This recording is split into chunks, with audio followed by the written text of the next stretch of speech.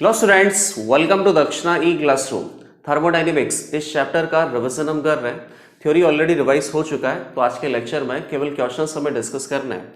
First question आप देखिए, an ideal gas expands against a constant external pressure of 2 atm from 20 litre to 40 litre and absorbs 10 kilojoule heat from surrounding. What is the change in internal energy of system? बहुत easy question है। System के internal energy में कितना change हुआ है, ये change हमें calculate करना है। प्रोसेस आपको क्या दे रखा है, आइडियल गैस है, इनिशियली वॉल्यूम है 20 लीटर, आइडियल गैस वॉल्यूम है 20 लीटर, एक्सपेंशन के बाद वॉल्यूम कितना हो गया 40 लीटर। किस तरीके से एक्सपेंशन हो रहा है, against constant external pressure. Constant external pressure है मतलब इररिवर्सिबल एक्सपेंशन हो गया। ये कांस्टेंट एक्सटर्नल प्रेशर है 2 atm। जब ये एक्सपेंशन हो रहा है तो ये सिस्टम सराउंडिंग से हीट एब्जॉर्ब कर रहा है। कितना हीट एब्जॉर्ब कर रहा है, 10 किलो जूल, 10,000 जूल। और आपको क्या फाइंड आउट करना है कि इस पर्टिकुलर थर्मोडायनेमिक प्रोसेस में सिस्टम के इंटरनल एनर्जी का जो चेंज हुआ है डेल्टा यू की वैल्यू फाइंड आउट करनी है। तो फर्स्ट लॉ ऑफ थर्मोडायनेमिक्स से रिलेटेड ये क्वेश्चन है। इक्वेशन अगर आपको पता है तो बहुत इजीली आंसर आ जाएगा। Delta U is equal to कितना होता है, क्यू प्लस डब्ल्यू। क्यू का वैल्यू गिवन है, डब्ल्यू वर्क डन आपको निकालना है। तो वर्क इज इक्वल टू कितना होता है, minus P external dot D V. P external की वैल्यू कांस्टेंट है 2 atm और डी वी का इंटीग्रेशन करना है V1 से लेके V2 तक। तो ये वैल्यू अपने पास कितना आ जाएगा, V2 minus V1। 40 litre minus 20 litre कितना हो गया, 20 litre. 20 litre multiplied by 2 minus 40 atm litre. Joule में फाइंड आउट करेंगे तो माइनस 40 इंटू 101.325 जूल। तो इस तरीके से वर्क डन आपने निकाल लिया। क्यू ऑलरेडी आपको दिया हुआ था, तो क्यू प्लस डब्ल्यू करेंगे तो delta U change in the internal energy of system, ये वैल्यू हमें पता लग जाएगा। फर्स्ट क्वेश्चन बहुत इजीली सॉल्व हो गया। सेकंड क्वेश्चन पे आ जाओ। 2 mole of the zinc is dissolved in aqueous HCl solution at 25 degree centigrade in a vessel. Calculate work done if the vessel is open और if the vessel is close. तो दो situation दे रखी है, दोनों situation में work done calculate करना है। Question बहुत इजी है। ओपन कंटेनर अज्यूम कर रहा हूं सबसे पहले मैं। यहां पे एक्वस HCl का सॉल्यूशन है और इसमें जिंक सॉलिड हम इंसर्ट करेंगे। तो जिंक तो एक्वस HCl के साथ रिएक्शन करता ही है।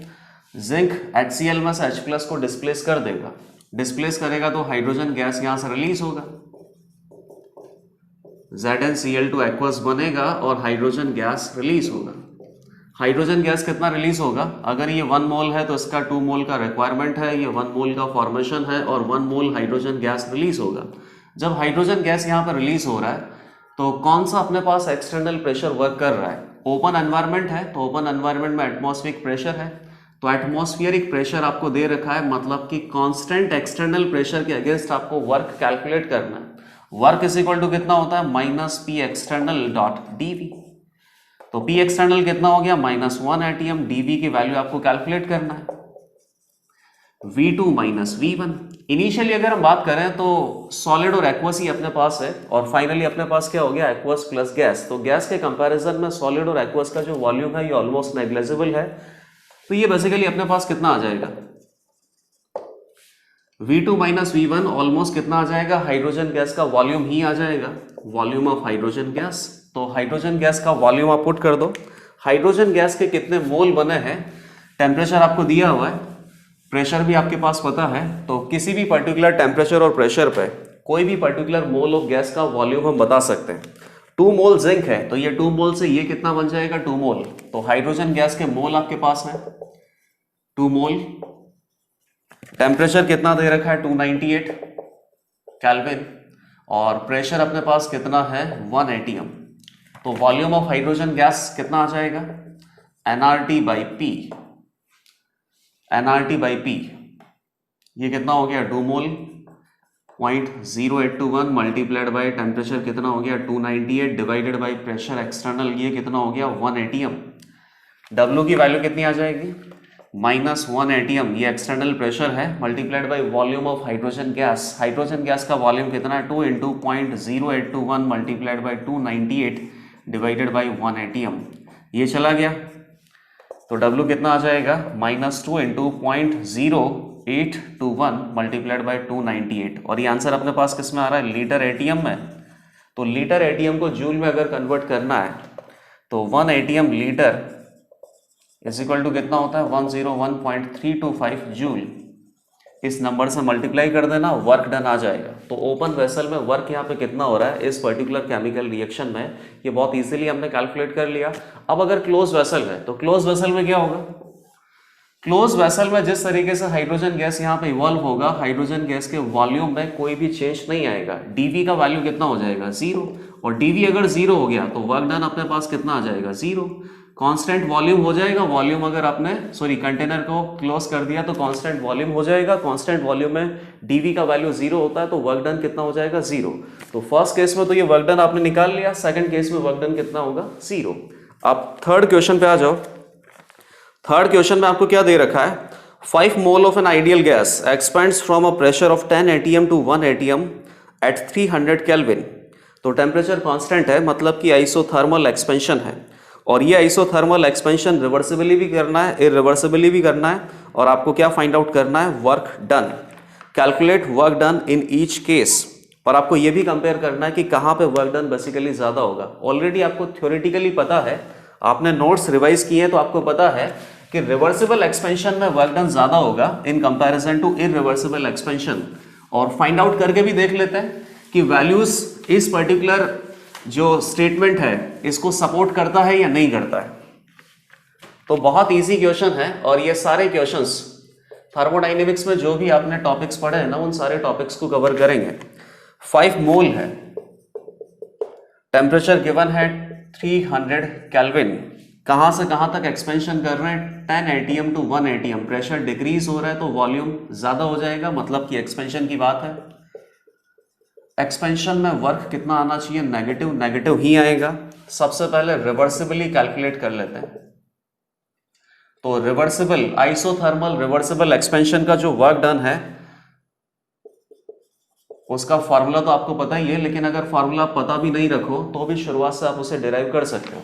जैसे मान लो कि कंटेनर अज्यूम कर लो, यहाँ पे गैस है, गैस के ऊपर इस तरीके से एक पिस्टन लगा रखा है, तो यहाँ से तो क्या लग रहा है एक्सटर्नल प्रेशर, और गैस का अपना खुद का क्या होता है इंटरनल प्रेशर। रिवर्सिबल प्रोसेस में क्या होता है कि ये जो P एक्सटर्नल है P इंटरनल के ऑलमोस्ट इक्वल ही होता है। हर टाइम पे ये रिवर्सिबल प्रोसेस इक्विलिब्रियम पे होगा। तो बताओ रिवर्सिबल प्रोसेस के लिए, आइसोथर्मल रिवर्सिबल प्रोसेस के लिए वर्क डन का क्या फॉर्मूला होता है, -nRT ln V2/V1। अब यही फॉर्मूला मैं वापस से डिराइव करके आपको बता देता हूं। वर्क डन का तो एक सिंपल सा फॉर्मूला है -P external dot dV।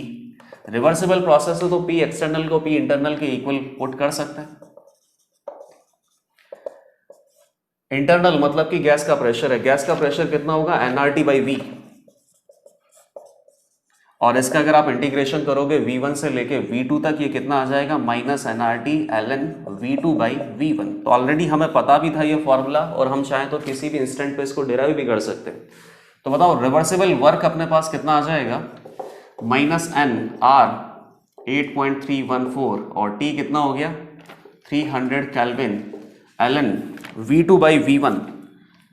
V2/V1 होता है तो P1/P2 हो जाएगा, दोनों इन्वर्सली प्रोपोर्शनल होते हैं। P1 कितना है 10 और ये कितना है 1।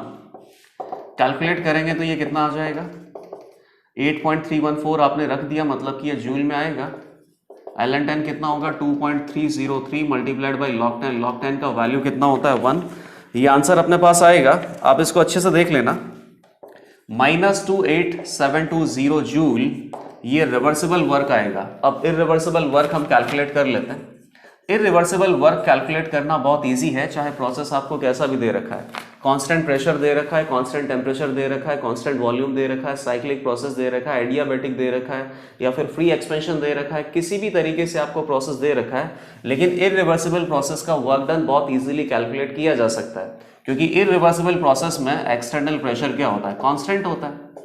कांस्टेंट होगा तो ये हमेशा बाहर आ जाएगा। डीवी का इंटीग्रेशन करेंगे V1 से लेके V2 तक, तो ये हमेशा यही फॉर्मूला बनेगा वर्क डन का इरिवर्सिबल प्रोसेस में। तो वर्क डन कितना हो गया -P एक्सटर्नल। तो P एक्सटर्नल अपने पास कितना है, P एक्सटर्नल हमेशा ही फाइनल प्रेशर होता है। फाइनल प्रेशर कितना है 1 atm। 1 atm के अगेंस्ट ये एक्सपेंड हो रहा है, और ऐसा इसने क्वेश्चन में भी दे रखा है कि calculate work done when gas expends irreversibly against a constant pressure of 1 atm। Already हमें पता भी है कि जो भी अपने पास फाइनल प्रेशर होता है ना, इसी एक्सटर्नल प्रेशर के अगेंस्ट गैस एक्सपेंड होता है। तो -1 atm V2 माइनस V1, ना तो V1 का वैल्यू आपको गिवन है, ना ही V2 का वैल्यू गिवन है, लेकिन बाकी सब आपको बता रखा है, तो इनसे हम वॉल्यूम कैलकुलेट कर सकते हैं। तो V2 कितना होगा nR T2 बाई P2, और ये कितना होगा nR T1 by P1। T1 और T2 तो वैसा भी इक्वल है। तो -1 atm, n की वैल्यू कितनी हो गई 5, R की वैल्यू कितनी हो गई 0.0821, और टेम्परेचर कॉमन आ जाएगा, कितना हो गया 300 केल्विन। ये कितना हो गया 1/1 माइनस 1/10, 9/10। तो यहां से एटीएम लीटर में वर्क डन आ जाएगा। एटीएम लीटर की जगह 101.325 जूल अगर इंसर्ट करेंगे तो फाइनली वर्क डन का वैल्यू आ जाएगा ये। फाइनली यहां से इरिवर्सिबल प्रोसेस में वर्क डन आएगा -1123 जूल। तो ये वैल्यू से भी आप कंपेयर कर सकते हो कि रिवर्सिबल प्रोसेस में वर्क डन ज्यादा होता है और इरिवर्सिबल प्रोसेस में वर्क डन कम है। कौन सी प्रोसेस की बात कर रहे हैं? Isothermal expansion of ideal gas. अब नेक्स्ट क्वेश्चन पे आ जाओ। A sample of an ideal gas is expanded from 1 meter cube to 3 meter cube। Ideal gas का सैंपल है, एक्सपेंशन कर रहे हैं 1 meter cube to 3 meter cube in reversible process for which P is equal to K into V square with K is equal to 6 bar per meter raised to power 6। What is the work done by the gas? Work done by the gas आपसे पूछा है, reversible expansion है, और ये कुछ अलग से ही process दे रखा है, हाइपोथेटिकल प्रोसेस है। तो इस हाइपोथेटिकल प्रोसेस के लिए तो वर्क डन का फॉर्मूला याद नहीं किया जा सकता ना, इसीलिए मैं बोलता हूं कि फॉर्मूला आपको याद नहीं करना है, आप शुरुआत से डिराइव करो। आपको केवल इतना कंसिडर करना है कि वर्क इज इक्वल टू कितना हो गया -P एक्सटर्नल डॉट dV।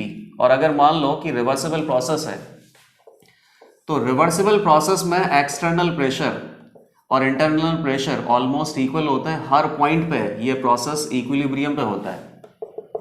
तो -P इंटरनल डॉट dV, और इंटरनल इस गैस का जो प्रेशर है वो आपको दे रखा है P is equal to K into V square, और V1 से लेके V2 तक 1 मीटर क्यूब से लेके 3 मीटर क्यूब तक इस पर्टिकुलर आइडियल गैस को एक्सपेंड करना है। तो वर्क आपको कैलकुलेट करना होगा। K का वैल्यू दे रखा है 6 बार पर divided by metre raised to power 6। चलो कैलकुलेट कर लेते हैं। तो -K का वैल्यू कितना है 6 bar meter raised to power 6 multiplied by V square dV। तो ये कितना हो गया V cube divided by 3, common आ गया आगे, और V क्यूब V1 से लेके V2 तक इसका इंटीग्रेशन आपको करना है। तो V2 अपने पास कितना है 3, V1 कितना है 1, 27 माइनस 1 ये कितना हो जाएगा 26 हो जाएगा, ये 2 हो गया 26 मीटर रेज़्ड टू पावर 9 हो जाएगा। मीटर क्यूब में वॉल्यूम आ गया, प्रेशर किस में आना चाहिए पास्कल में, तो अपने आप ही जूल में आंसर आ जाएगा। तो -2 इंटू 26 मल्टीप्लाइड बाई ये कितना होता है 10 raised to power 5 pascal. Pressure standard unit में है, वॉल्यूम स्टैंडर्ड यूनिट में, तो प्रेशर मल्टीप्लाइड बाई वॉल्यूम ये अपने पास वर्क का यूनिट आएगा, और स्टैंडर्ड यूनिट में आएगा मतलब कि अपने आप ही किस में आ गया जूल में। तो ये आंसर कितना हो गया -52 into 10 raised to power 5 joule, और आंसर भी आपको यही दे रखा है। अब नेक्स्ट क्वेश्चन पे आ जाओ। Heat absorbed bye a system in going through a cyclic process shown in the figure. तो एक साइक्लिक प्रोसेस आपको दे रखा है, इसमें आपको क्या बताना, हीट। साइक्लिक प्रोसेस है P वर्सेस V में, तो P वर्सेस V में अगर ये साइक्लिक प्रोसेस है तो इससे आप क्या बता सकते हो? सबसे पहले तो वर्क डन आप बता सकते हो। PV कर्व में एरिया अंडर द कर्व क्या होता है, वर्क डन ही होता है। ये PV कर्व है, एक साइक्लिक प्रोसेस दे रखा है और क्लॉकवाइज साइक्लिक प्रोसेस हो रहा है। वर्क डन आप बता दोगे, उसके बाद आपको हीट बताना है। हीट अगर बताना है मतलब कि फर्स्ट लॉ ऑफ थर्मोडाइनेमिक्स आपको यूज करना होगा, delta U is equal to Q plus W। Delta U का वैल्यू कितना हो जाएगा 0, साइक्लिक प्रोसेस है, जहां से स्टार्ट किया वहीं पे आगे, मतलब कि फिनिशियल टेम्परेचर और फाइनल टेम्परेचर दोनों क्या होगा सेम। डेल्टा U का वैल्यू क्या होता है NCV/dt, T2 माइनस T1, और T2 और T1 अगर दोनों सेम है तो dt का वैल्यू कितना हो जाएगा 0, डेल्टा U का वैल्यू कितना हो जाएगा 0। केवल किसके लिए लगाना पड़ता है ये फॉर्मूला, NCV/dt आइडियल गैस के लिए। तो वर्क डन की वैल्यू अगर हम यहाँ पे कैलकुलेट कर लेंगे तो हीट एब्जॉर्ब्ड और heat released by this particular system ये भी आपको पता लग जाएगा। ये कुछ इस तरीके से बना के आपको दे रखा है 1030, इधर भी क्या है 1030, तो डायमीटर कितना हो गया 20, एरिया अंडर द कर्व यही होता है वर्क डन। और अगर क्लॉकवाइज प्रोसेस है तो वर्क डन किस में आएगा, नेगेटिव में। एक्सपेंशन का वर्क डन आएगा अपने पास एरिया अंडर पीवी कर्व, यही होगा W। तो W की वैल्यू कितनी हो जाएगी पाई, R कितना हो गया 20 डिवाइडेड बाई 2, 10 हो गया। प्रेशर आपको किस में दे रखा है, किलो पास्कल में, और वॉल्यूम आपको दे रखा है लीटर में, ठीक है। पाई आर स्क्वायर, ये वर्क डन हो गया नेगेटिव में, तो ये कितना हो गया -100 पाई। अब देखना प्रेशर आपको दे रखा था किलो पास्कल में, वॉल्यूम दे रखा था लीटर में, तो kilo pascal multiplied by volume litre में, क्योंकि प्रेशर और वॉल्यूम को ही आपने मल्टीप्लाई किया है। अब देखना किलो पास्कल कितना होता है 10⁻3, पास्कल लीटर कितना होता है 10⁻³ मीटर क्यूब। पास्कल और मीटर क्यूब कितना हो गया जूल, 10⁻3 10⁻³ यहाँ से कट गया, तो फाइनली अपने पास आंसर ही कितना आ गया -100 पाई जूल। इतना वर्क डन है। आपको क्या निकालना है, हीट एब्जॉर्ब्ड। तो उसने पहले ही बता दिया कि हीट एब्जॉर्ब हो रहा है सिस्टम में, तो हीट का वैल्यू कितना आना चाहिए, पॉजिटिव। देख लेते हैं पॉजिटिव आता है या नेगेटिव आता है। Delta U is equal to कितना होता है Q plus W। Delta U का वैल्यू 0 है तो Q is equal to -W, Q is equal to W का वैल्यू कितना है -100 पाई, तो पॉजिटिव ही आ रहा है। इसका मतलब इस पर्टिकुलर प्रोसेस में हीट एब्जॉर्ब किया है सिस्टम ने। तो ये भी बहुत इजीली आपने सॉल्व कर लिया। केवल इतना पता होना चाहिए कि पीवी कर्व में एरिया अंडर द कर्व यही वर्क डन होता है। और अगर क्लॉकवाइज प्रोसेस दे रखा है, साइक्लिक प्रोसेस अगर आपको क्लॉकवाइज दे रखा है तो वर्क डन यहाँ पे नेगेटिव आएगा, एंटी क्लॉकवाइज दे रखा है तो वर्क डन पॉजिटिव आएगा। और इन सब के डेरिवेशन आपने क्लास में कर रखे। नेक्स्ट क्वेश्चन पे आ जाओ। 1 mole of an ideal gas, monoatomic gas है, is caused to go through cyclic process shown in the figure, ठीक है। Then change in the internal energy of the system from A to B and B to C। तो basically जो process आपको दे रखा है A to B और B to C, इन दोनों में इंटरनल एनर्जी का चेंज आपको कैलकुलेट करना है। और ये प्रोसेस है साइक्लिक है, साइक्लिक प्रोसेस आपको बना के दे रखा है। और यहां पे भी आपको पीवी कर्व ही दिया हुआ है, पीवी कर्व। नेक्स्ट क्वेश्चन, ये V है, ये P है। कहां से स्टार्ट कर रहे हैं, A to B जा रहे हैं, B to C जा रहे हैं, और C to हम A भी आ सकते हैं वापस से, लेकिन C to A के बारे में आपसे कुछ भी नहीं पूछा है। ये हो गया V0, ये हो गया 4V0, ये हो गया P0 और ये हो गया 2P0। तो सारे आपके पास कोऑर्डिनेट गिवन है हर किसी पॉइंट पे। जो इसका स्टेट है, प्रेशर और वॉल्यूम आपको दिया हुआ है, टेम्परेचर नहीं गिवन है। 1 mole of an ideal gas monoatomic is caused to go through the following cycle shown in the figure, then change in the internal energy of the gas from A to B and B to C। A to B में delta U आपको निकालना है, B to C में delta U निकालना है, ठीक है।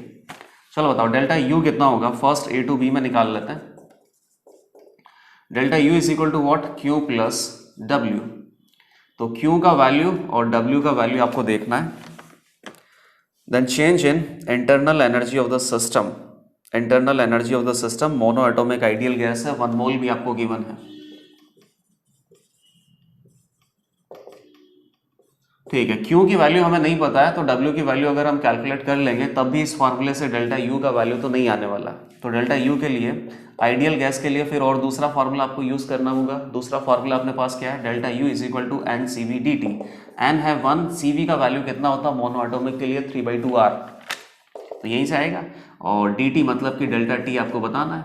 A to B जब हम जाएंगे तो शुरुआत में अपने पास प्रेशर और वॉल्यूम पता है, बाद में आपको प्रेशर और वॉल्यूम पता है। तो शुरुआत में और बाद में जितना भी टेम्परेचर है, इस टेम्परेचर का डिफरेंस भी आपको पता लग जाएगा।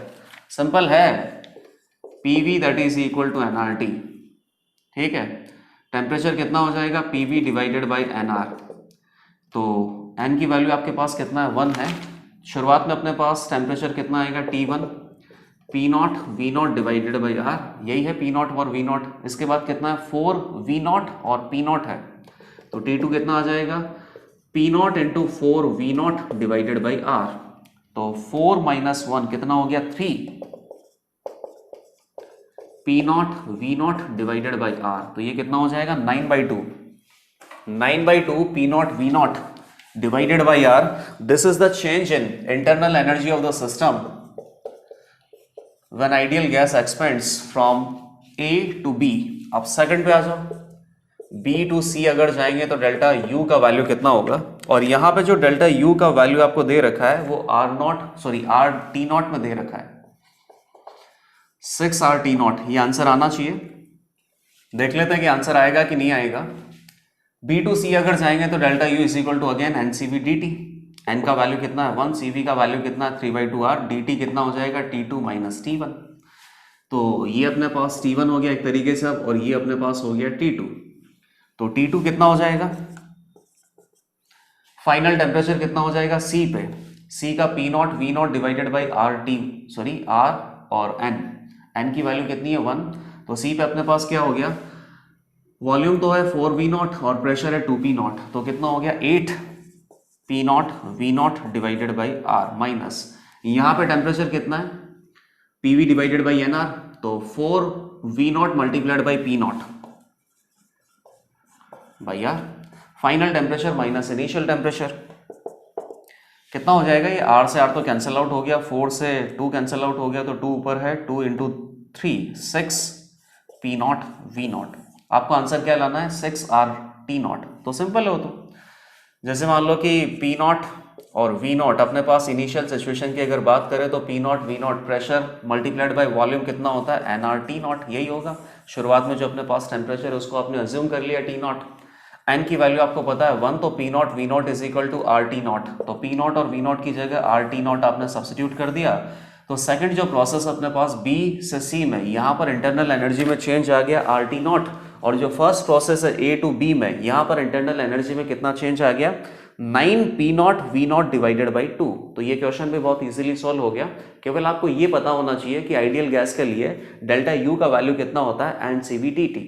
अब नेक्स्ट क्वेश्चन क्या है, in the process shown in the figure for an ideal diatomic gas value of Q and delta H respectively is, heat और एंथैल्पी चेंज हमें कैलकुलेट करना है।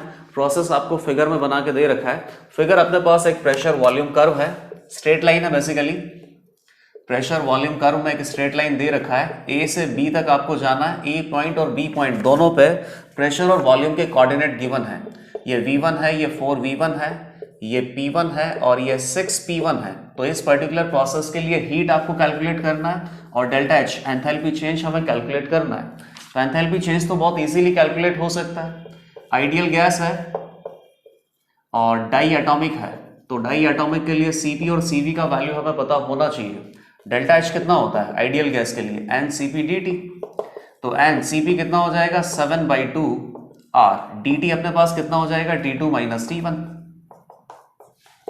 N into 7/2R T2 minus T1, तो T2 अपने पास यहाँ पे temperature है, T1 यहाँ पे टेम्परेचर है, PV इक्वल टू nRT होता है, तो PV डिवाइडेड बाई NR ये अपने पास टेम्परेचर है, इसी के हिसाब से आप T2 माइनस T1 का डिफरेंस निकालो। T2 कितना हो जाएगा P2V2, और P2V2 कितना है 4 है और यहाँ पे कितना है 7 है, सॉरी, तो 4 मल्टीप्लाइड बाई 7 कितना हो गया ये 28 P1V1 डिवाइडेड बाई NR, और यहां से T1 कितना हो जाएगा P1V1 divided by NR, NR cancel out हो गया, कितना आ जाएगा 7/2 मल्टीप्लाइड बाई ये हो गया 27, तो 7 into 27 4 189 divided by 2 multiplied by P1V1 तो है ही सही, तो ये हो जाएगा 94.5 P1V1। एंथैल्पी चेंज बहुत इजीली कैलकुलेट कर लिया, केवल एंथैल्पी चेंज डेल्टा H का फॉर्मूला आपको पता होना चाहिए। डेल्टा H का फॉर्मूला क्या होता है NCP dt।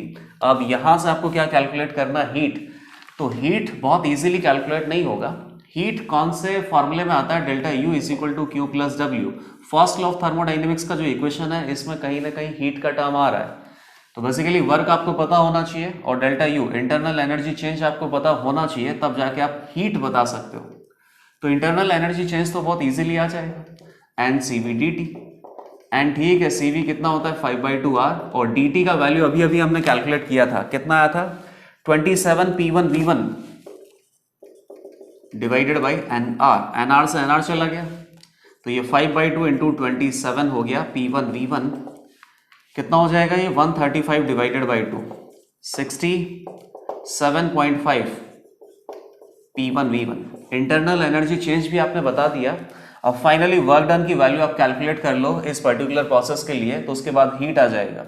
वर्क डन की वैल्यू किस तरीके से कैलकुलेट करेंगे, प्रेशर वॉल्यूम कर्व आपको गिवन है, तो एरिया अंडर द कर्व से ही प्रेशर वॉल्यूम कर्व में वर्क डन का वैल्यू आ जाएगा। और एक्सपेंशन हो रहा है V1 से लेकर 4V1 तक जा रहा है, एक्सपेंशन का वर्क कैसा होता है, नेगेटिव।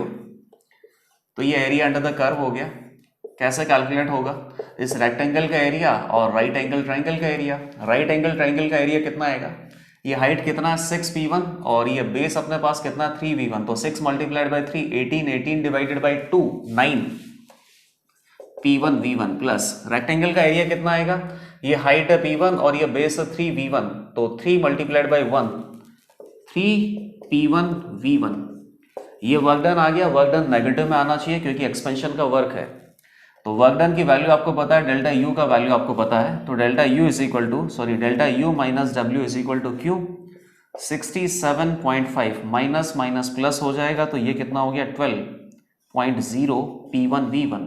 तो यहां से क्यों आ जाएगा, ये हो गया 7, ये हो गया 9, 79.5 P1 V1। ये हीट आपने कैलकुलेट कर लिया और एंथैल्पी चेंज सबसे पहले हमने कैलकुलेट कर लिया था, तो ये क्वेश्चन बहुत इजीली सॉल्व हो सकता है। केवल इतना आपको पता होना चाहिए कि प्रेशर वॉल्यूम कर्व में एरिया अंडर द कर्व से आप वर्क डन निकाल सकते हो। डेल्टा एच का वैल्यू क्या होता है एनसीपी dt और डेल्टा यू का वैल्यू क्या होता है एनसीवी dt, और ये सब किसके लिए वैलिड है, आइडियल गैस इक्वेशन के लिए या आइडियल गैस के लिए। नेक्स्ट क्वेश्चन देखिए, 1 mole of an ideal non linear try atomic gas at 300 Kelvin and 16 atm pressure is expanded adiabatically to a final pressure of 1 atm। Reversible expansion भी ये करवा रहे हैं और against a constant external pressure of 1 atm, मतलब irreversible expansion भी ये करवा रहे हैं। फाइनली हमें क्या पता करना है, find value of final temperature in each case. तो एडियाबैटिक रिवर्सिबल एक्सपेंशन है और एडियाबैटिक इरिवर्सिबल एक्सपेंशन है, दोनों के केस में फाइनल टेम्परेचर की वैल्यू आपको पता करनी है। सिचुएशन आपको क्या दे रखा है, 1 मोल है ideal gas, non linear try atomic है, तो इसके लिए CV का वैल्यू कितना हो जाएगा 6/2R, CP का वैल्यू कितना हो जाएगा 8/2R, गामा का वैल्यू कितना हो जाएगा CP/CV that is equal to 4/3। Gamma की वैल्यू रिक्वायर्ड होगी क्योंकि एडियाबैटिक प्रोसेस है और एडियाबैटिक प्रोसेस में रिवर्सिबल एक्सपेंशन जब होता है तो कुछ रिलेशनशिप अपने पास आते हैं और उस रिलेशनशिप में गामा की वैल्यू रिक्वायर्ड है। एक्सपेंशन में सबसे पहले रिवर्सिबल एक्सपेंशन हम देख लेते हैं। तो रिवर्सिबल एडियाबैटिक के लिए क्या वैलिड होता है, PV raised to power gamma that is equal to constant. और हमें क्या पता करना है, इनिशियल प्रेशर आपको दिया हुआ है 16 atm और इससे 1 atm तक आइडियल गैस एक्सपेंड हो रहा है। इनिशियली टेम्परेचर आपको दे रखा है 300 Kelvin और फाइनल टेम्परेचर कितना हो जाएगा T2। T2 की वैल्यू आपको पता करनी है, तो T2 से वर्क हमें करना है, प्रेशर से वर्क करना है, मतलब वॉल्यूम का कोई काम नहीं है यहाँ पे, तो वॉल्यूम वाले टर्म को हटाओ। आइडियल गैस के लिए PV इक्वल टू nRT, ये तो हमेशा ही वैलिड होता है, तो वॉल्यूम इज इक्वल टू कितना हो गया nRT डिवाइडेड बाई P। तो वॉल्यूम की जगह ये टर्म हम सब्स्टिट्यूट कर देते हैं, raised to power gamma that is equal to constant, ठीक है, n into R raised to power gamma, तो n की वैल्यू तो 1 है, r raised to power gamma ये कांस्टेंट है, ये उधर चला जाएगा, नया कांस्टेंट बन गया, तो ये बन जाएगा p raised to power 1 minus gamma और t raised to power gamma that is equal to new constant c dash. इसको और हम कैसे लिख सकते हैं, t into P raised to power 1 minus gamma divided by gamma, तो ये वापस एक नया कांस्टेंट बन जाएगा c डैश। तो ये अपने पास आइडियल गैस के लिए जो रिवर्सिबल एडियाबैटिक प्रोसेस है उसमें टेम्परेचर और प्रेशर के टर्म में एक रिलेशनशिप आ गया। इस रिलेशनशिप को यूज करके फाइनल टेम्परेचर हम निकाल सकते हैं। तो बताओ फाइनल टेम्परेचर अपने पास क्या होगा, T1 और P1 पुट कर दो, फिर अगली बार T2 और P2 पुट कर दो, दोनों का मल्टीप्लीकेशन हमेशा कांस्टेंट आएगा, तो T1 into P1 1 minus gamma और divided by gamma that is equal to T2 P2 और 1 minus gamma divided by gamma. Temperature T1 कितना 300 Kelvin है, P1 कितना अपने पास 16, 1 minus gamma 1 minus 4/3 divided by 4/3 which is equal to T2 और P2 का value अपने पास कितना हो जाएगा 1 atm 1 माइनस 4/3 डिवाइडेड बाई 4/3, तो ये तो हो गया 1, तो यहाँ पे तो कितना आ गया T2। 300 केल्विन मल्टीप्लाइड बाई ये कितना हो जाएगा 3 माइनस 4 माइनस 1/3 और डिवाइडेड बाई 4/3 तो 1/3 तो कैंसिल आउट हो गया माइनस 1/4 बचेगा और ये कितना है 2⁴ तो 2⁻⁻1 is 1/2 1/2 multiplied by 300 kelvin which is equal to 150 kelvin. तो ये अपने पास फाइनल टेम्परेचर हो गया एडियाबैटिक रिवर्सिबल एक्सपेंशन में। अब इरिवर्सिबल एडियाबैटिक एक्सपेंशन में भी फाइनल टेम्परेचर हमें बताना है और इन दोनों वैल्यू को कंपेयर करोगे तो आपको लगेगा कि जो एडियाबैटिक इरिवर्सिबल एक्सपेंशन है यहाँ फाइनल टेम्परेचर की वैल्यू रिवर्सिबल एडियाबैटिक एक्सपेंशन से ज़्यादा आती है और यही स्टेटमेंट हमने क्लास में भी रिवाइज किया है। तो इरिवर्सिबल एडियाबैटिक में फाइनल टेम्परेचर हम किस तरीके से निकाल सकते हैं, ये इक्वेशन तो यहाँ पे वैलिड नहीं होगी और PV इक्वल टू nRT से हम फाइनल टेम्परेचर नहीं निकाल पाएंगे क्योंकि बहुत ज़्यादा इन्फॉर्मेशन अपने पास गिवन नहीं है।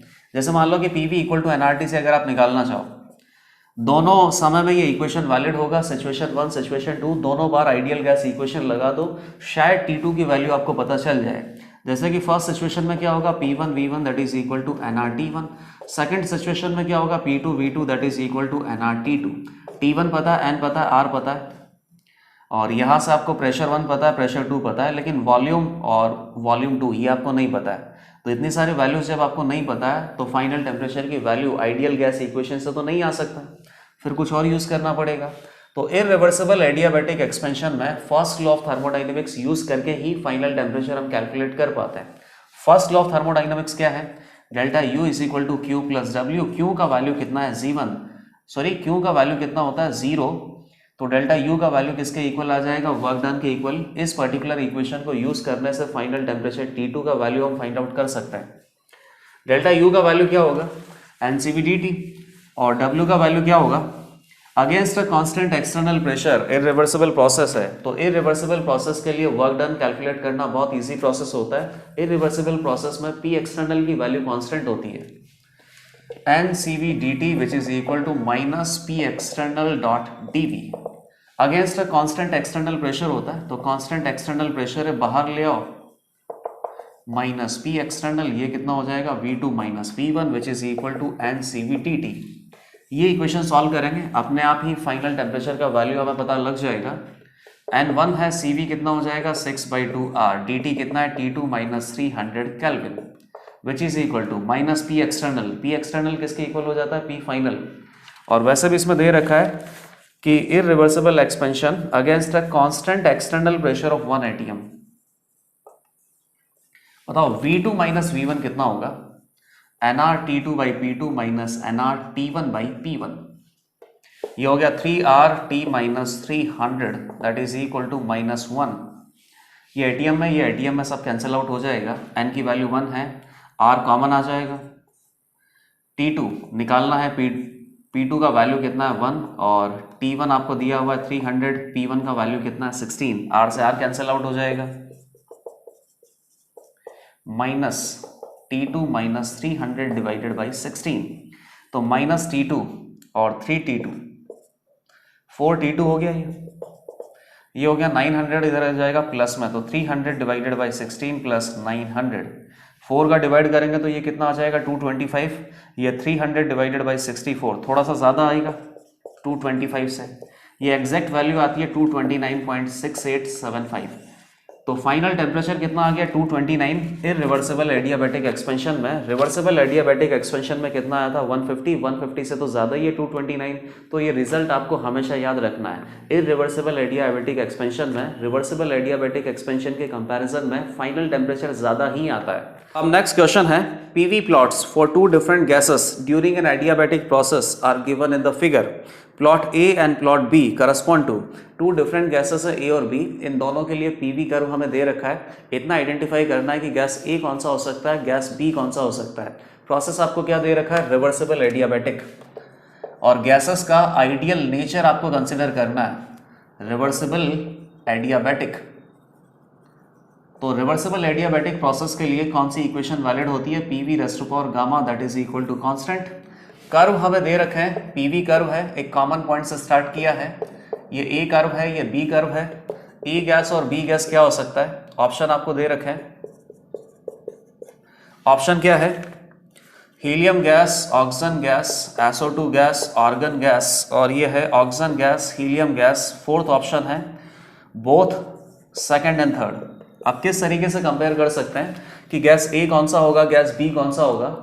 रिवर्सिबल एडियाबैटिक प्रोसेस है, दोनों कर्व का स्लोप अलग है, तो स्लोप का कंपैरिजन आपको करना होगा। इस पर्टिकुलर पॉइंट, कॉमन पॉइंट पे आपको स्लोप निकालना पड़ेगा। तो स्लोप निकालना है मतलब dp बाई dv, ये आपको निकालना पड़ेगा। किसका स्लोप ज्यादा आ रहा है? मैग्नीट्यूड की बात कर रहा हूं केवल। स्लोप अपने पास किसका ज्यादा है? गैस बी का ज्यादा इन कंपैरिजन टू गैस ए से। तो यहीं से आप निकाल सकते हो कि गैस बी कौन सा हो सकता है और गैस ए कौन सा हो सकता है। dp बाई dv की वैल्यू आपको निकालनी है। और ये जो कर्व है, इन कर्व का इक्वेशन क्या है? p multiplied by v raise to power gamma that is equal to k। तो यहां से जब आप dp बाई dv निकालोगे तो ये आंसर आपको ऑलरेडी पता है। एडियाबैटिक रिवर्सिबल में स्लोप कितना आएगा अपने पास?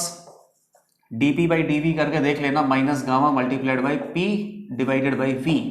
और p और v की वैल्यू एक कॉमन पॉइंट पे गैस a और गैस b दोनों के लिए सेम होगा। तो बेसिकली स्लोप ज्यादा कब हो सकता है? जब गामा की वैल्यू ज्यादा हो। मैग्नीट्यूड की बात कर रहे हैं, गामा अगर ज्यादा होगा तो स्लोप ज्यादा होगा। और स्लोप अपने पास ज्यादा किसके लिए है? b के लिए। तो b के लिए गामा की वैल्यू ज्यादा होनी चाहिए। तो बी गैस के लिए गामा का वैल्यू ज्यादा होना चाहिए। गैसेस आपको मोनो एटॉमिक दे रखा है, डाई एटॉमिक दे रखा है, ट्राई एटॉमिक दे रखा है। मोनो एटॉमिक, डाई एटॉमिक और ट्राई एटॉमिक नॉन लीनियर की बात कर रहा हूं। क्या गामा होता है सर? होता है 5/3 होता है, डाई एटॉमिक में होता है 7/5 और ट्राई एटॉमिक नॉन लीनियर में क्या होता है? 4/3। तो ये जो गामा का वैल्यू है मोनो एटॉमिक के लिए ज्यादा होता है, डाई एटॉमिक के लिए कम और ट्राई एटॉमिक के लिए सबसे कम। तो यहीं से आपको आइडेंटिफाई करना पड़ेगा कि गैस बी कौन सा हो सकता है जिसके लिए गामा का वैल्यू ज्यादा है। Cp बाई Cv का रेशो होता है गामा। तो फर्स्ट में क्या है? हीलियम और O2। हीलियम के लिए गामा का वैल्यू ज्यादा होगा, तो हीलियम मोनो एटॉमिक है और इसे बी होना चाहिए। ई ऑप्शन गलत। SO2 और आर्गन में, आर्गन के लिए गामा का वैल्यू ज्यादा है और जहां गामा का वैल्यू ज्यादा वही गैस बी है। सेकंड ऑप्शन भी करेक्ट है, थर्ड ऑप्शन भी करेक्ट है। तो आंसर कौन सा हो गया? Fourth, both second and third. Both second and third में जो बी गैस है, बी गैस के लिए गामा का वैल्यू ज्यादा है और गामा ही अपने पास स्लोप का मैग्नीट्यूड है। और स्लोप का मैग्नीट्यूड यहां से आपको पता चल रहा है कि बी गैस के लिए ज्यादा है। तो ये क्वेश्चन बहुत इजीली अटेम्प्ट हो पाता, केवल आपको स्लोप का कंपैरिजन करना था। और स्लोप का कंपैरिजन करने के बाद आपको ये पता लग गया कि गैस ए कौन सा है और गैस बी कौन सा है। अब नेक्स्ट क्वेश्चन पे आ जाओ। नेक्स्ट क्वेश्चन में क्या गिवन है? 1 mole of non ideal gas, nitrogen gas, undergoes a change of state from 1 atm 3 liter 200 Kelvin to 4 atm 5 liter 250 Kelvin with a change in internal energy delta U is equal to this much. What is the change in enthalpy of the process? Change in enthalpy आपको निकालना मतलब delta H की value निकालनी है। और पहले ही आपको दे दिया नॉन आइडियल नेचर है, आइडियल गैस आपको कंसिडर नहीं करना है। आइडियल गैस अगर ये होता ना तो डेल्टा H का वैल्यू बहुत इजीली आ सकता था। डेल्टा H का वैल्यू या डेल्टा U का वैल्यू आइडियल गैस के लिए कितना होता है? NCP/dt या NCV/dt। Delta H is equal to NCP/dt और delta U is equal to NCV/dt। लेकिन आइडियल गैस के लिए वैलिड होता है, रियल गैस के लिए वैलिड नहीं होगा। और यहाँ पे आपको रियल गैस दे रखा है, 1 मोल है नाइट्रोजन गैस का। स्टेट कहां से कहां तक चेंज हो रहा है? 1 atm 3 litre 200 kelvin to 4 atm 5 litre 250 kelvin तक ये स्टेट चेंज हो रहा है। डेल्टा H का वैल्यू आपको निकालना है। Delta U, change in internal energy हमें दे रखा है, which is what? 40 litre atm। कोई दिक्कत नहीं है, बहुत इजीली आ सकता है। बताओ H इज इक्वल टू क्या होता है? U प्लस PV होता है। और delta H is equal to कितना होगा? Delta U plus delta PV। Delta U का वैल्यू आपको दे रखा है। डेल्टा U अपने पास कितना है? 40 लीटर atm। और डेल्टा PV कितना होगा? डेल्टा PV कितना होगा? P2V2 minus P1V1। ना तो प्रेशर कांस्टेंट है ना वॉल्यूम कांस्टेंट है, तो डेल्टा PV की वैल्यू क्या आ जाएगी? P2V2 minus P1V1। तो delta H is equal to कितना हो गया? 40 litre atm plus P2V2 4 multiplied by 5 20 हो गया और P1V1 1 मल्टीप्लाइड बाई 3 हो गया। तो 20 माइनस 3 17 हो गया। 17 प्लस 40 57 लीटर atm। बहुत इजी क्वेश्चन था, केवल आपको यहाँ से ये याद दिलाना है कि आइडियल गैसेस के लिए NCP/dt वैलिड होता है, लेकिन रियल गैसेस के लिए ये वैलिड नहीं है। और अगर आप ऐसे कर देते ना कि नाइट्रोजन गैस का 1 मोल गिवन है, इसको आइडियल कंसिडर करते हुए NCP/dt से डेल्टा H की वैल्यू अगर निकाल दिया होता तो गलत होता, क्योंकि डाई एटॉमिक गैस है, इसके लिए आपको Cp भी पता है, नंबर ऑफ मोल भी आपको गिवन है, dt की वैल्यू भी आपको गिवन है। ये फॉर्मूला अगर लगा के डेल्टा H की वैल्यू निकालते हैं तो ये बिल्कुल गलत आता। आइडियल गैस के लिए ही वैलिड होता है, रियल गैस के लिए ये वैलिड नहीं होता है। अब नेक्स्ट क्वेश्चन पे आ जाओ। Consider the reaction at 300 kelvin. एक रिएक्शन आपको दे रखा है, बेंजीन का ऑक्सीडेशन किया है और इस रिएक्शन के लिए डेल्टा H एंथैल्पी चेंज आपको गिवन है। What is the value of delta U for the combustion of 1.5 mole of benzene at 27 degree centigrade? Delta H आपको दिया हुआ है, डेल्टा U की वैल्यू कैलकुलेट करनी है। अगेन डेल्टा U का वैल्यू कितना होता है? NCV/dt। लेकिन ये फॉर्मूला आप अप्लाई मत कर देना, क्योंकि यहाँ पे कोई आइडियल गैस का कंप्रेशन या एक्सपेंशन नहीं है। आपको एक केमिकल रिएक्शन दे रखा है और केमिकल रिएक्शन के लिए डेल्टा H और डेल्टा U में क्या रिलेशनशिप आता है वो आपको बहुत अच्छे से पता है। तो केमिकल रिएक्शन के लिए डेल्टा H और डेल्टा U का क्या रिलेशन है, और रियल गैस के लिए डेल्टा H और डेल्टा U का क्या रिलेशन है, इन दोनों को याद करवाने के लिए ये दोनों क्वेश्चंस हमने सॉल्व किए हैं। रिएक्शन क्या दे रखा है? C6H6 लिक्विड, बेंजीन लिक्विड में है, 15/2 O2 गैस, क्या बन गया इससे? 6 CO2 gas plus 3 H2O liquid. इस रिएक्शन के लिए डेल्टा U का वैल्यू आपको कैलकुलेट करना है और डेल्टा H का वैल्यू गिवन है -3271 किलो जूल पर मोल। ठीक है। What is the delta U for the combustion of 1.5 mole of benzene? तो डेल्टा U आपको निकालना है, पर मोल नहीं निकालना है, यह निकालना है पर 1.5 मोल। बताइए किसी भी केमिकल रिएक्शन के लिए डेल्टा H और डेल्टा U में क्या रिलेशनशिप आता है? आप चाहो तो वापस से फाइंड आउट कर सकते हो। H is equal to U plus PV होता है, तो delta H is equal to delta U plus delta PV होगा। केमिकल रिएक्शन कांस्टेंट टेम्परेचर पे होता है, तो PV की जगह आप क्या लिख सकते हो? nRT भी लिख सकते हो, तो डेल्टा nRT अपने पास क्या होगा? Delta NgRT। R कांस्टेंट है, टेम्परेचर कांस्टेंट है, तो डेल्टा के लिए अपने पास चेंज कहाँ पे आएगा? Number of mole of gases में ही आएगा। तो delta H is equal to delta U plus delta NgRT। बताओ ये कितना दे रखा है आपको? -3271 किलो जूल पर मोल है। तो यहां से डेल्टा U भी कैसे आएगा? पर मोल आएगा। पर मोल को फिर 1.5 से मल्टीप्लाई कर देना, तो 1.5 मोल C6H6 के कंबशन के लिए डेल्टा U की वैल्यू आ जाएगी। वो सब आप कैलकुलेट करना, मैं बस फॉर्मूले में वैल्यू पुट कर रहा हूँ। डेल्टा Ng का वैल्यू कितना होगा? ये लिक्विड है, ये लिक्विड है, ये गैस है और ये गैस है। 6 मोल of the gas in the product और 7.5, तो -1.5 आ जाएगा। R की वैल्यू क्या होगी? 8.314 जूल। टेम्परेचर आपको कितना दे रखा है? टेम्परेचर गिवन है 300, तो ये अपने पास किस में आ जाएगा? जूल में। जूल में आप 1000 का डिवाइड कर दो तो ये भी किस में आ जाएगा? किलो जूल में। ये वैल्यू आप इसमें से माइनस कर देना, यहाँ से आ जाएगा अपने पास change in internal energy of the system delta U, और ये डेल्टा U आ जाएगा पर मोल ऑफ द रिएक्शन। आपको क्या निकालना है? 1.5 मोल बेंजीन का कंबशन होना चाहिए। तो जो भी डेल्टा U का वैल्यू आ रहा है उसको 1.5 से मल्टीप्लाई कर दो। 1.5 से मल्टीप्लाई करने के बाद डेल्टा U का जो फाइनल वैल्यू है वो आपको पता लग जाएगा। तो ये क्वेश्चन भी बहुत इजीली डिस्कस हो गया। अब नेक्स्ट क्वेश्चन पे आ जाओ। अब नेक्स्ट क्वेश्चन है, when 1 mole of an ideal gas at 20 atm pressure and 15 litre volume expends such that final pressure becomes 10 atm and final volume becomes 60 liter. Calculate entropy change for the following process.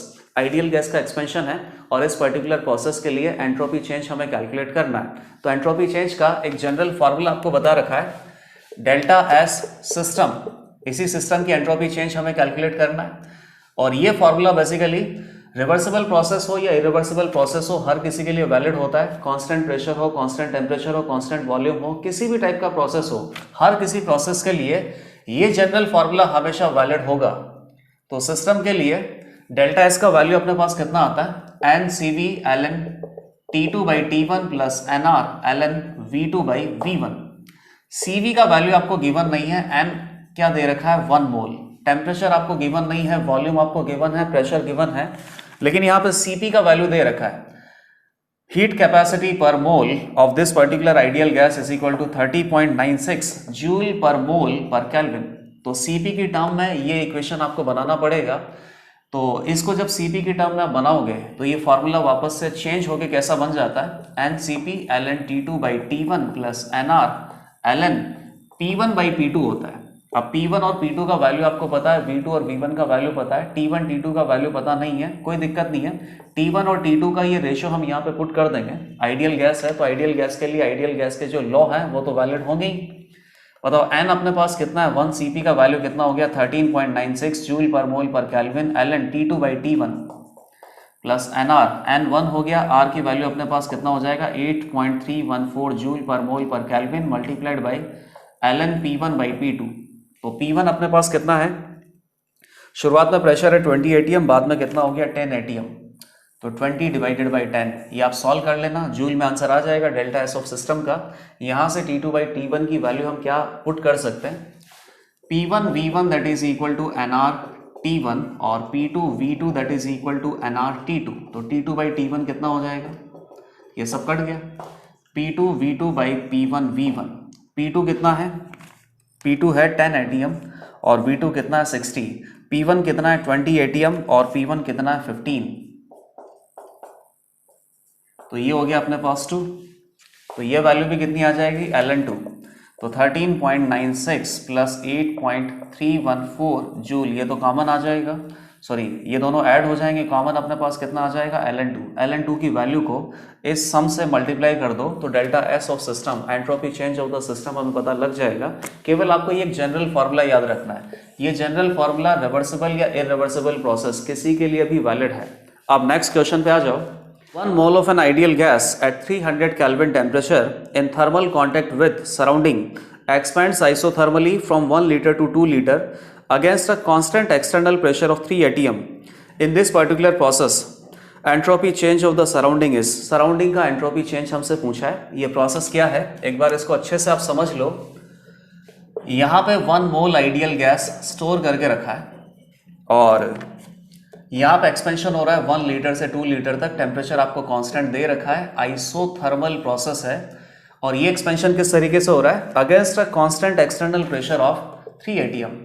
तो external pressure constant है, कितना दे रखा है 3 atm, against constant external pressure expansion हो रहा है, मतलब irreversible process है। और इस इरिवर्सिबल प्रोसेस के लिए डेल्टा एस ऑफ सराउंडिंग आपसे पूछा है, डेल्टा एस ऑफ सिस्टम नहीं पूछा है। डेल्टा एस ऑफ सिस्टम अगर पूछा होता तो जनरल फार्मूला हम यूज करते और उसी जनरल फार्मूले से ही आंसर आ जाता। अब डेल्टा एस ऑफ सराउंडिंग हम कैसे निकालेंगे, तो बेसिकली इसका जो ओरिजिनल फार्मूला है वही आपको यूज करना पड़ेगा, D S surrounding that is equal to D S sorry D Q reversible, और किसके लिए सराउंडिंग में, सराउंडिंग में जितना भी रिवर्सिबली हीट आ रहा है या जितना भी रिवर्सिबली हीट जा रहा है इसी को इंटीग्रेट करना है। टेम्परेचर कांस्टेंट है यहाँ पे तो टेम्परेचर तो बाहर आ जाएगा, डी क्यू रिवर्सिबल सराउंडिंग अपने पास कितना हो जाएगा, सराउंडिंग में कितना हीट आ सकता है या कितना हीट जा सकता है, जितना कि सिस्टम में से रिलीज हो सकता है या सिस्टम में एब्जॉर्ब हो सकता है, तो उसको क्या लिख सकते हैं माइनस डी क्यू सिस्टम, और ये कितना हो जाएगा डेल्टा एस सराउंडिंग। आगे क्या हो गया delta S surrounding that is equal to 1/T और माइनस है ही सही यहाँ पे, तो ये कितना हो जाएगा क्यू सिस्टम। तो सबसे पहले आपको ये चेक करना पड़ेगा कि सिस्टम में कितना हीट रिलीज हो रहा है या कितना हीट एब्जॉर्ब हो रहा है, उसकी वैल्यू आपको यहाँ पे पुट करनी होगी। सराउंडिंग का जो टेम्परेचर आपको गिवन है 300 केल्विन, उसका वैल्यू आपको पुट करना पड़ेगा और तब जाके आप सराउंडिंग में एंट्रोपी चेंज का वैल्यू कैलकुलेट कर सकते हो। तो बताओ क्यू की वैल्यू हम कैसे निकालेंगे, फर्स्ट लॉ ऑफ थर्मोडाइनमिक्स है, delta U is equal to Q plus W, किसके लिए लगा रहे हैं सिस्टम के लिए, और सिस्टम का हीट आपको कैलकुलेट करना है। फाइनली उसकी वैल्यू यहाँ पर सब्स्टिट्यूट करने पे डेल्टा एस ऑफ सराउंडिंग हमें पता लगेगा। तो क्यू हमें पता करना है, डेल्टा यू की वैल्यू कितनी हो सकती है, 0 हो सकती है, क्योंकि delta U is equal to क्या होता है NCV D T, isothermal process है तो डी टी का वैल्यू कितना हो गया 0। तो क्यू इज इक्वल टू कितना आएगा माइनस डब्ल्यू कितना होता है minus P external dot D V, तो ये हो गया पॉजिटिव। पी एक्सटर्नल यहाँ पे कांस्टेंट है, बाहर निकाल लो, और डीवी का इंटीग्रेशन करना है V1 से लेकर V2 तक, तो V2 माइनस V1 आ जाएगा, 2 लीटर माइनस 1 लीटर 1 लीटर, और पी एक्सटर्नल कितना है 3 ATM, तो यहाँ से Q आ गया, Q ऑफ सिस्टम अपने पास कितना आ गया 3 मल्टीप्लाइड बाई 101.325 जूल पर मोल, या आइडियल गैस के जितने भी मोल है उसके हिसाब से Q सिस्टम आपने कैलकुलेट कर लिया। Q सिस्टम की वैल्यू आप यहाँ पे सब्स्टिट्यूट कर दो तो सराउंडिंग में जो एंट्रोपी चेंज हुआ है उसकी वैल्यू आ जाएगी। तो ये क्वेश्चन भी बहुत इजी था, लेकिन यहाँ पे सराउंडिंग का एंट्रोपी आपको निकालना पड़ गया। सिस्टम का एंट्रोपी अगर निकालना होता तो बहुत इजीली आ जाता, क्योंकि उसके लिए एक जनरल फॉर्मूला हमने पढ़ रखा है। तो delta S of surrounding is equal to -1/T और Q system minus Q system कितना है 3 × 10⁻101.325 जूल, और टेम्परेचर आपको कितना दे रखा है 300 केल्विन। तो ये डेल्टा एस ऑफ सराउंडिंग इस तरीके से कैलकुलेट कर लिया। अब नेक्स्ट क्वेश्चन पे आ जाओ। नेक्स्ट क्वेश्चन में गिब्स फ्री एनर्जी से रिलेटेड आपसे कुछ क्वेश्चन पूछे हुए हैं। दोनों क्वेश्चन बहुत ही इजी है। फर्स्ट क्वेश्चन इसमें से क्या है, for the following reaction H2O solid से क्या बन रहा है H2O liquid, what is the value of delta G. Delta G का वैल्यू आपको प्रेडिक्ट करना है कि पॉजिटिव हो सकता है, नेगेटिव हो सकता है, या इक्वल टू 0 हो सकता है। तो जो भी रिएक्शन आपको दे रखा है उसके बारे में थोड़ा बहुत आपको ये प्रेडिक्शन लगाना पड़ेगा कि ये रिएक्शन स्पॉन्टेनियस है, नॉन स्पॉन्टेनियस है, या इक्विलिब्रियम पे है। तो H2O सॉलिड से क्या बन रहा है H2O लिक्विड। फेज ट्रांसफॉर्मेशन की जो रिएक्शन होती है ये तो इक्विलिब्रियम पे ही होता है, लेकिन ये इक्विलिब्रियम पे कब होगा 273 kelvin against 1 ATM pressure. External pressure 1 ATM अगर है, स्टैंडर्ड कंडीशन की अगर बात कर रहे हैं तो 1 ATM प्रेशर पे H2O का जो मेल्टिंग पॉइंट है वो 273 केल्विन ही होता है। अगर यहाँ पे इन दोनों का सिचुएशन 273 केल्विन और 1 ATM प्रेशर दिया हुआ होता तो यहाँ बेसिकली क्या हो गया, फेज ट्रांजिशन हो रहा है, सॉलिड से कहाँ जा रहा है लिक्विड में जा रहा है, और हमेशा फेज ट्रांजिशन एक इक्विलिब्रियम रिएक्शन होती है, और इक्विलिब्रियम रिएक्शन के लिए डेल्टा जी का वैल्यू कितना होता है 0। लेकिन यहाँ पे डेल्टा जी का वैल्यू 0 नहीं आएगा, क्योंकि ये सिचुएशन आपको नहीं दिया हुआ है। सिचुएशन आपको क्या दिया हुआ है H2O सॉलिड 273 केल्विन टेम्परेचर तो ठीक है, 0 डिग्री सेंटीग्रेड आपको दे रखा है, लेकिन एक्सटर्नल प्रेशर इन्होंने कितना कर दिया 2 ATM। Similarly H2O liquid 273 kelvin 2 ATM pressure. तो आपको ये आइडेंटिफाई करना है कि 2 ATM प्रेशर पे ये जो अपने पास केमिकल इक्विलिब्रियम है इसका मोमेंट नेट फॉरवर्ड डायरेक्शन में होगा या नेट बैकवर्ड डायरेक्शन में होगा। फॉरवर्ड डायरेक्शन में अगर होगा तो स्पॉन्टेनियस के लिए डेल्टा जी का वैल्यू कितना आ जाएगा <0। बैकवर्ड डायरेक्शन में अगर हुआ तो नॉन स्पॉन्टेनियस होगा, और नॉन स्पॉन्टेनियस के लिए डेल्टा जी का वैल्यू कितना आ जाएगा पॉजिटिव। लेकिन डेल्टा जी का वैल्यू 0 तो नहीं हो सकता, क्योंकि ये पर्टिकुलर रिएक्शन अभी इक्विलिब्रियम पे नहीं है। तो बताओ इस रिएक्शन के लिए जो नेट मोमेंट है वो फॉरवर्ड डायरेक्शन में होगा या बैकवर्ड डायरेक्शन में होगा। H2O सॉलिड से लिक्विड स्टेट में जा रहा है, इस पर्टिकुलर प्रोसेस के लिए फेवरेबल कंडीशन क्या होता है ये आपने लीच-एटलियर प्रिंसिपल में पढ़ रखा है। तो H2O सॉलिड से जब लिक्विड में ट्रांसफॉर्म होता है तो उसके लिए फेवरेबल कंडीशन क्या आता है हाई प्रेशर, और 1 ATM से आपने 2 ATM प्रेशर चेंज कर दिया, प्रेशर की वैल्यू इंक्रीज कर दी। प्रेशर की वैल्यू इंक्रीज करने से इसका फॉरवर्ड मूवमेंट प्रेफर करेंगे। तो फॉरवर्ड मूवमेंट है मतलब कि स्पॉन्टेनियस है, स्पॉन्टेनियस रिएक्शन के लिए डेल्टा जी का वैल्यू कितना आ जाएगा नेगेटिव। तो ये क्वेश्चन बहुत इजीली आपने बता दिया। केवल यहाँ पे आपको क्या करना था कि जो भी गिवन रिएक्शन है इस गिवन रिएक्शन के बारे में आइडेंटिफाई करना था कि ये रिएक्शन इक्विलिब्रियम पे है, या नेट मूवमेंट इसका फॉरवर्ड है, या नेट मूवमेंट इसका बैकवर्ड है। अब नेक्स्ट क्वेश्चन पे आ जाओ। ये क्वेश्चन भी गिब्स फ्री एनर्जी से रिलेटेड ही है। 5 mole of liquid water is compressed from 1 bar to 10 bar at constant temperature. Change in the Gibbs free energy delta G in joule आपको निकालना है। तो लिक्विड वाटर आपको दे रखा है 5 मोल लिक्विड वाटर है। आइडियल गैस आपको नहीं दे रखा है, मतलब कि एक जनरल फार्मूला आपको यूज करना पड़ेगा। Is compressed from 1 bar to 10 bar, 1 bar to 10 bar at constant temperature, और डेल्टा जी की वैल्यू आपको फाइंड आउट करनी है जूल में। ठीक है, कर लेते हैं। बताओ सबसे जनरल फॉर्मूला अपने पास क्या होता है डेल्टा जी का। Delta G is equal to VdP minus SdT।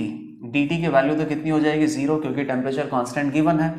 तो delta G is equal to VdP आपको दे रखा है, और अगर आप इसको dg आप इसको लिखो इंटीग्रेट करोगे तो कितना हो जाएगा डेल्टा जी, ये कितना हो जाएगा dp को इंटीग्रेट करना पड़ेगा, तो delta G is equal to V, dp कितना हो जाएगा P2 माइनस P1।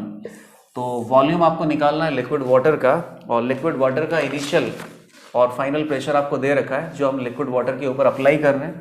तो इनिशियल फाइनल प्रेशर की वैल्यू आपको पता है, केवल आपको ये पता करना है कि जो लिक्विड वाटर आपको दे रखा है उसका वॉल्यूम यहाँ पे पुट करना पड़ेगा। ये दोनों वैल्यूज पुट करने के बाद डेल्टा जी का वैल्यू हमें पता लग जाएगा। 5 मोल लिक्विड वाटर है, तो 5 मोल कितना हो गया 5 इंटू 18 ग्राम, 90 ग्राम लिक्विड वाटर है। लिक्विड वाटर का डेंसिटी क्या होता है 1000 किलोग्राम पर मीटर क्यूब होता है या 1 ग्राम पर ml होता है। तो 90 ग्राम कितना हो जाएगा 90 ml, और 90 ml बेसिकली कितना हो गया इंटू 10⁻⁻6 मीटर क्यूब। तो वॉल्यूम ऑफ लिक्विड वाटर आपको पता है, बस अब वैल्यू सब्स्टिट्यूट कर दो, 90 into 10⁻⁻6 meter cube multiplied by P2 minus P1। तो P2 कितना है 10 बार, P1 कितना है 1 बार, तो P2 माइनस P1 9 हो जाएगा बार। डेल्टा जी का वैल्यू कितना आ गया 90 into 10⁻⁻6 meter cube multiplied by 9 bar कितना होता है 10⁻5 पास्कल। पास्कल प्रेशर हो गया और मीटर क्यूब एक तरीके से वॉल्यूम हो गया। तो प्रेशर मल्टीप्लाइड बाई वॉल्यूम किस में आ जाएगा, ये जूल में, स्टैंडर्ड यूनिट आपने पुट कर रखा है। कितना हो गया 9, ये 10⁻5 हो जाएगा 81 जूल। इस पर्टिकुलर प्रोसेस में डेल्टा जी का वैल्यू आपने निकाल लिया। तो यहाँ पे थर्मोडाइनेमिक्स चैप्टर का जो रिवीजन है ये कंप्लीट हो जाता है। लास्ट लेक्चर में थ्योरी ऑलरेडी डिस्कस कर लिया था और आज के लेक्चर में सारे टॉपिक्स को कवर करते हुए कुछ क्वेश्चंस हमने सॉल्व किए थे।